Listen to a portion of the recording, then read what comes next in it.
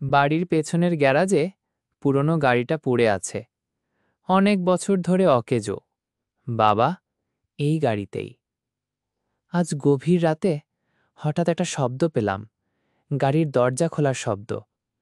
প্রথমে ভাবলাম ভুল শুনেছি, একটু পর এবার জানালা দিয়ে বাইরে তাকালাম। আমার বুকের ভেতরটা হিম হয়ে গেল। গাড়িটার হেডলাইট দুটো দপ করে জ্বলে উঠল এক মুহূর্তের জন্য, তারপর আবার নিভে গেল।